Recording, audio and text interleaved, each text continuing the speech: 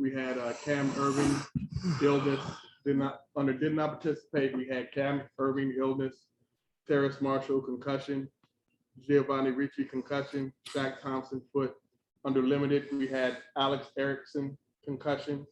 And under full, we had CJ Henderson, shoulder, Frankie Luvu, bicep, and Matt Paradis, knee. In terms of the game status, under out, we have Marshall with a concussion, Ricci with a concussion, and Shaq Thompson with a foot. Nobody's doubtful. And under questionable, we have Erickson with a concussion and Cam Irving with an illness. And with that, we'll open up the questions for Coach Rhule. All right, guys, just a reminder, it's Fast Friday, so we'll have about 5 to 8 minutes here. Let's go straight to Jonathan Alexander with the first question. Matt, what would have been the discussions like with Stephon? I understand, I guess he's not playing since he's not off the PUP list, but what have been those conversations like with where he's at? I haven't really had many conversations with him. He's in the process of practicing and every day just getting closer to playing. So we'll practice tomorrow. As you guys know, we walk through today and practice tomorrow, coming off that game playing, 100 reps on defense. Chin played 100 reps, Chant played 100 reps. So we did some things this week, obviously, like we did last year to get our legs back underneath us. So we'll have a good practice tomorrow, and Stephon will practice, and we'll see where he's at, tomorrow. All right, let's go to Mike Solarczyk for the next question. Matt, couple things. Cam Irving was listed with a neck yesterday. It's an illness today. Is it COVID illness? Is it just something else with him? And how confident are you in him playing Sunday? He's questionable for the game. The neck yesterday, he just got rolled up in practice and went out and came back in and finished practice. So, anytime you lose some plays, they do a great job of making sure their foot is limited.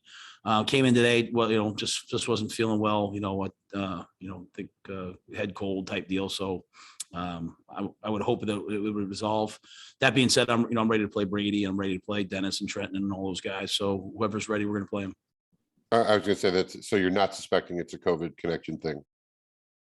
I let the doctors handle all that, but there was nothing this morning, Mike, that, made me think that. I think it was just more, he was in the meetings and then they sent him home just to, heal up. Let's go to Joe Person. Matt, just to be clear, Gilmore has the potential of playing on Sunday or no? Yeah, I think it's one of the benefits of us practicing on Saturday this week is see him tomorrow. So I really would tell you, honestly, goodness, this is like, up in the air. He did a little bit on Wednesday, ran, played a little more on Thursday, ran even faster. Today's, walk through for everybody in meetings. Obviously he was involved in all that, and he'll go out there tomorrow and practice. So, I think we've prepared as if he's playing and not playing. And I think that's what we do, with kind of all the guys in those situations. And what would you do at left tackle if Cam can't go? I'm ready to play Brady. Brady's been splitting the reps. We feel really good about Timo over there. Johnny's going to obviously start. Matt's going to start. Michael Jordan and Dennis Daly will be at the left guard, and then Brady and Dennis would be at left tackle. Trent Scott's available. So we've got a lot of guys who played for us. Let's go to David Newton, followed by Will Palachi.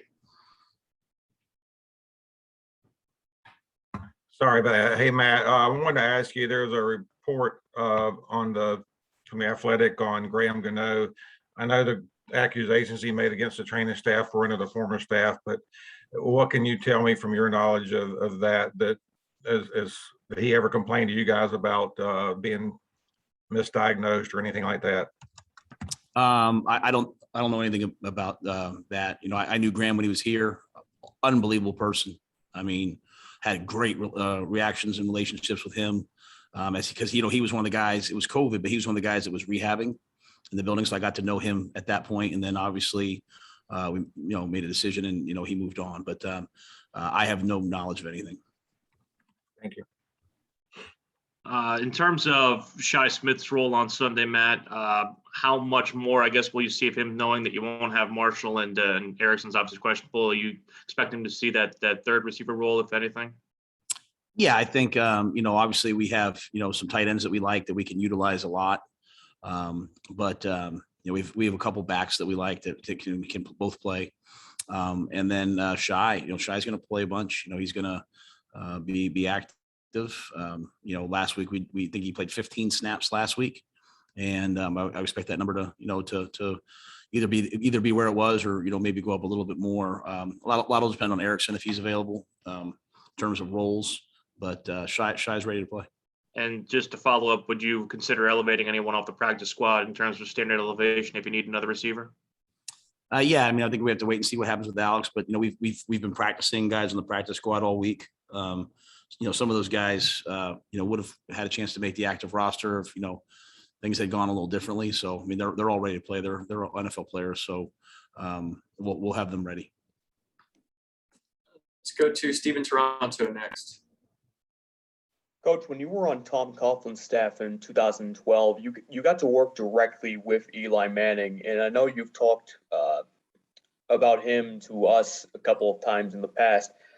Eli's legacy is now being established. His number got retired, and this next question is a question that gets asked a lot. In your opinion, is Eli Manning a Hall of Famer? Yes. No, there's no doubt in my mind. Won 2 Super Bowls, great player, iconic.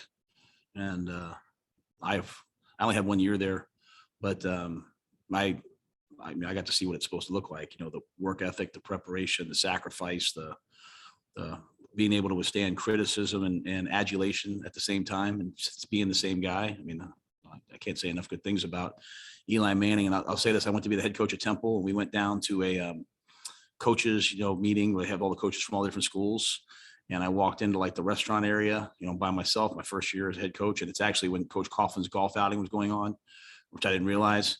And I walked in and saw Eli, and I was the assistant line coach, and I left, and he was like, Matt.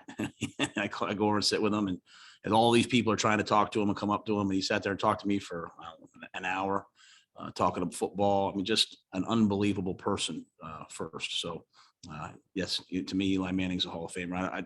I don't even know if there's a question about that. All right, looks like that's all the questions we have. Coach, we appreciate it. All right, thanks.